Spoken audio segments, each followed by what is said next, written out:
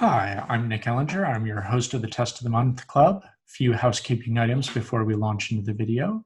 First thing is, we love to hear your tests. So we would love to have you volunteer to share a test from your organization. Feel free to reach out to Shannon McCracken at TNPA or to me, Nick Ellinger at nellinger@thedonorvoice.com. We would love to have you as a part of this and share with the Test of the Month community. Second item is that we will be skipping November and December. I know end of year is crazy for all of us. So we'll meet back up in January, one of the J months, and start at it then, which means that you have additional time to get your test together for presentation. Knock on wood. Thank you for joining us today. We'll talk about 3 different tests, 2 about emotion in fundraising, and the third about the value of thoughts and prayers. So the first one is talking about emotion in environmental decision-making. There's a classical tension between sad appeals and happy appeals.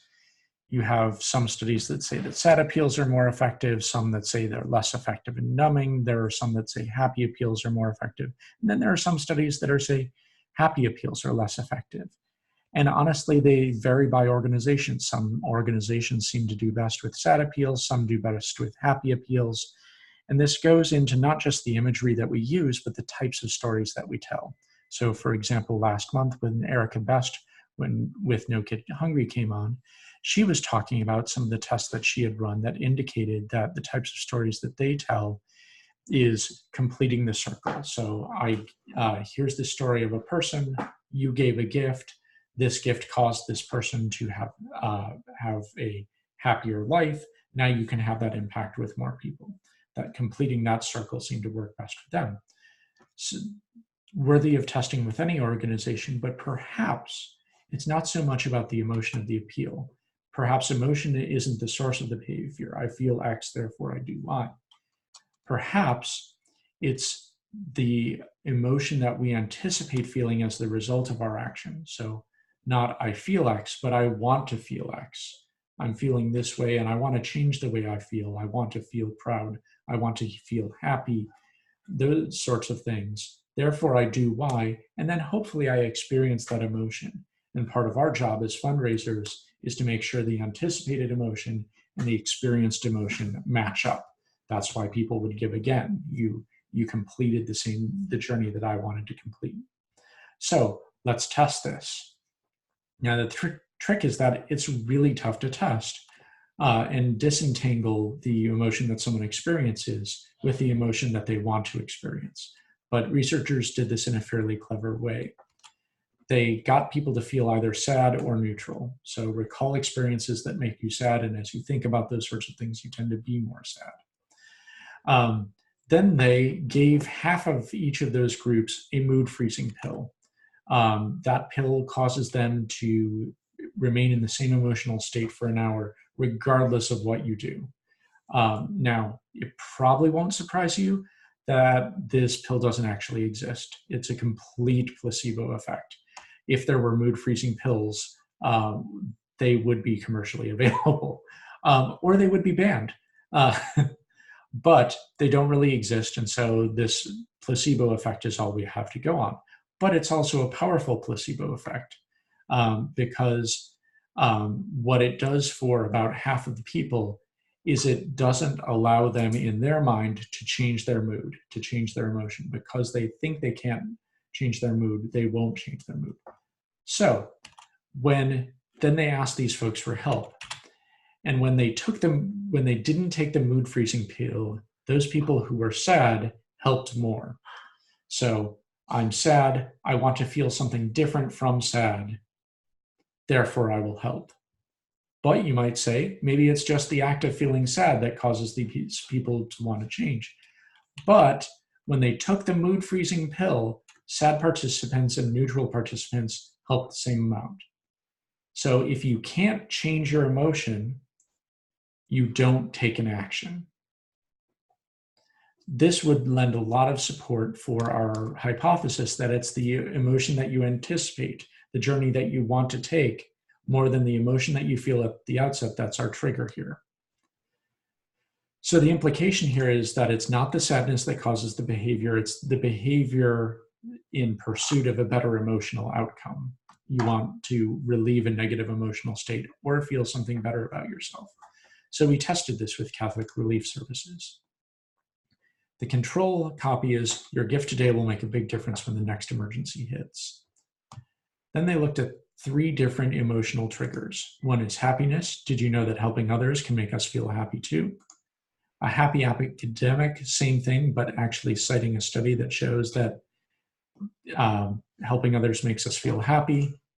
And then pride. Did you know that helping others can make us feel proud too?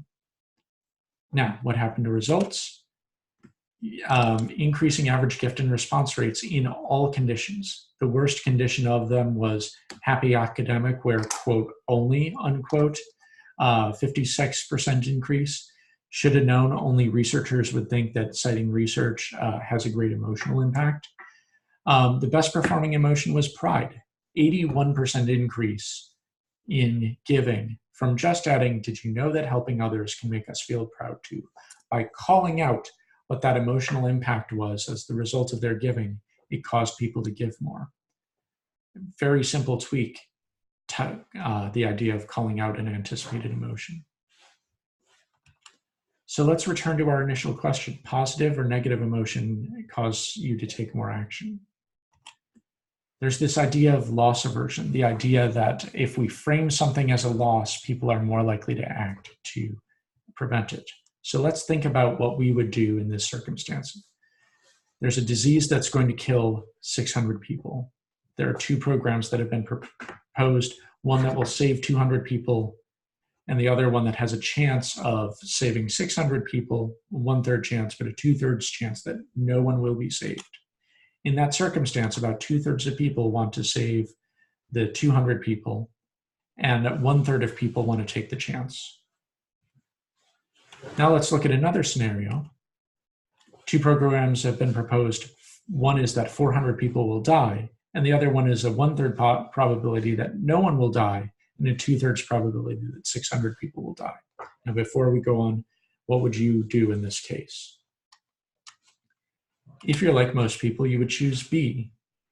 2/3 of people chose B. They took the chance that a 1/3 on the 1/3 probability that no one would die and took the risk.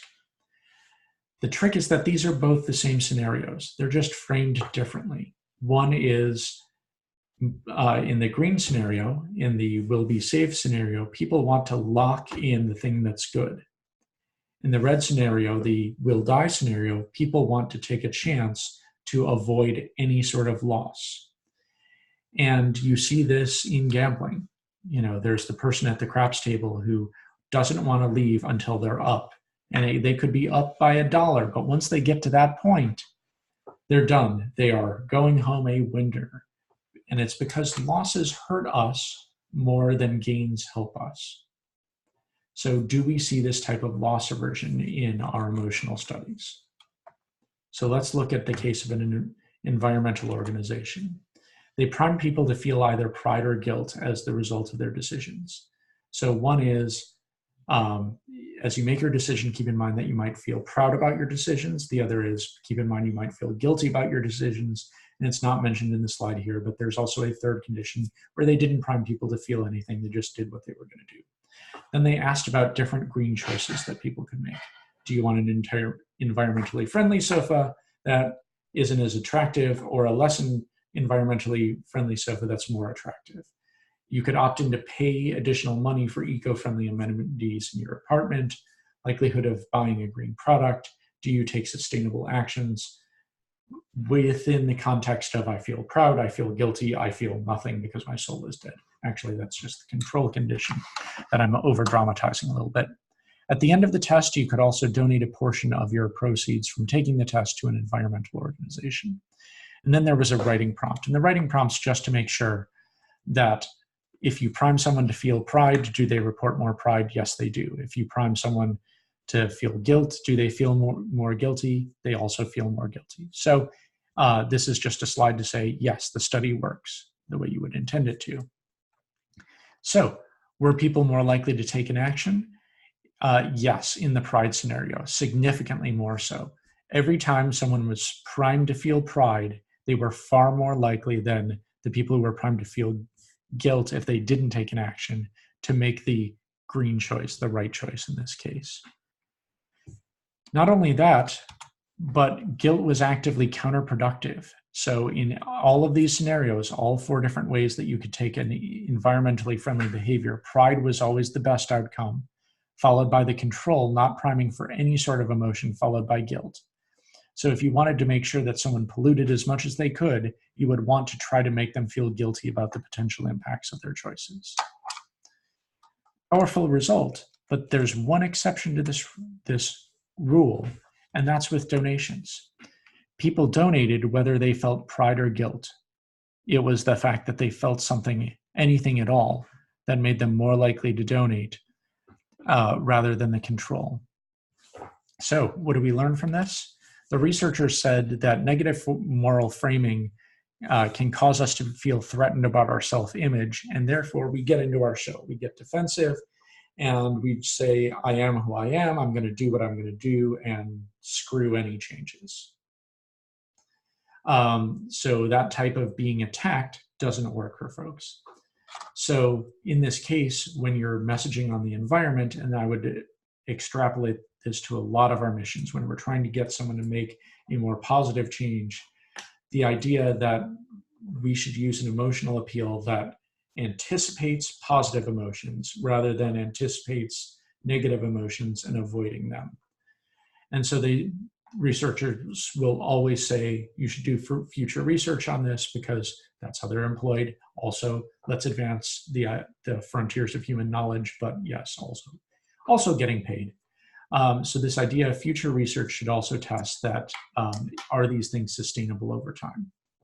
Not sure about that. I would add to this that there may be a difference between past decisions and future decisions. Pride could be forward-looking, and therefore I anticipate taking better reactions. Guilt could be backward-looking. I'm guilty for the things that I've done in the past. And so would this be different for current donors versus lapsed donors? I didn't take an action. Do I feel guilty about that? That sort of thing. And like our researchers, I'm always going to advocate for you to test this for yourself. As the Catholic Relief Services example gave you, it differs based on the organization, which emotional states you're trying to reach, which are going to be most effective for you. And the environmental study shows that some of those emotions that you're working to prime could be counterproductive. So test, and your mileage may vary. Always open to questions and answers. You can ask them in the questions and answers part of Zoom or in the chat, or raise your hand. Happy to hear any of those. Looking at the idea of thoughts and prayers. And thoughts and prayers as a phrase is something that we usually associate with the tragic victims of gun violence in the United States, that people send their thoughts and prayers, but do little else. And so the question is, do those thoughts and prayers have any value? And an economist would look at this and say, as they did in this study, are thoughts and prayers something that we assign a monetary value to? Because to an economist, if you can't put a monetary value on it, probably not worth anything. And so they paid participants in this study, but they could exchange parts of their monies for thoughts or prayers. And they were randomized to getting prayers from a priest, prayers from a religious person, thoughts from a religious person, or thoughts from a non-religious person. And by looking at all of these sorts of things, they were able to see, do we assign a monetary value to someone praying for us or thinking about us? Now, I haven't talked about the other end of this transaction, the recipient, and anyone who has heard me for any length of time knows that you hear me talk about donor identity. And do our donors behave differently based on who they are as a person and how they relate to our organization?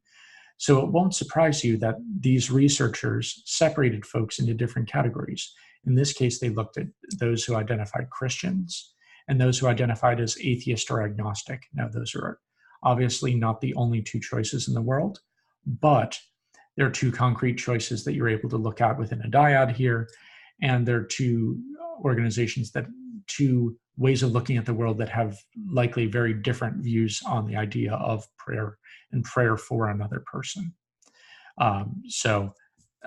They did it to make the study easier, not to slight anyone who has a different worldview from one of those two. Looking at the outcomes, those who identified as Christian were significantly likely to assign a non-zero monetary value, some sort of positive monetary value, to a prayer from a priest, a prayer from another religious person, or thoughts from a religious person. So, in theory, someone would pay in order to have a priest praying for them. Looking at the agnostic or atheist side of the ledger, these folks had an aversive reaction and said, I would be willing to pay. There's a monetary value to not having someone praying for me or to have a religious stranger thinking positive thoughts for me. So very different responses here. The one where you have not results that were not statistically significant were thoughts from a non-religious stranger. And there the Christians almost had an aversive reaction, but it wasn't statistically significant. And atheists, agnostics didn't have monetary value assigned to that. So you're willing, if you're religious, you're a Christian, you are willing to have people pay for you. You're more likely to pay if it's a prayer, and you're more likely to pay if it is a religious authority like a priest. So you're wondering, perhaps, why is Nick talking about this in the context of donations? So the study that was published is this one that you saw. There's an upcoming study that there's a podcast about, and I've linked to here. They asked people to pray before donating. So if prayers have monetary value, are there something that we treat as if they have monetary value in other contexts? And yes, we do. Those who prayed before donating, in this case, it was asking people for disaster relief. I believe hurricanes, but I'm not sure about that particular part of it. Those who were asked to pray and prayed before donating donated less on average, controlling for all of the other things, about $1 less in average gift over time, and that's statistically significant. Because we assign monetary value to prayers, or religious people do, when religious people are asked to pray, they've already given at the office, so to speak. They've already given something of value by praying. And so they give less in actual monetary contributions. That's the crowding out effect. So the prayer crowds out actual physical giving. And the reason I bring this up is that some organizations, especially religious organizations, will say, pray about your gift, pray in addition to giving, those sorts of things. This research would tend to indicate that you're actually crowding out some of the giving that some people are want to give. That's up to you. That's your choice if you want to do that, but that may be the impact of it. Worth testing within that context. We have a question in the Q&A section about what happens if you have a non-stranger praying for you. Unfortunately, this study couldn't look at that. They used Amazon's Mechanical Turk to assess whether people to go through the study. And so they couldn't customize to each person. This is someone that is known who is praying for you. So unfortunately, don't know that one, but that could sway the factors. My personal guess is that you may have results closer to a priest if it's someone who's known less than because the priest has more impact than a stranger. If you know that someone's religious and they're praying for you and you know that person, that's probably better than someone who's religious that you don't know. But unfortunately not studied in this result. I'm seeing no other questions. If you do have other questions or you're viewing the archived version of this on YouTube, feel free to reach out to me at nellinger, that's NELLINGER, at thedonorvoice.com. Happy to answer any questions for this. And even better, would love to hear from you that you would like to present a test to our group and have it archived for the entire internet. Thank you so much for your time today and have a good day.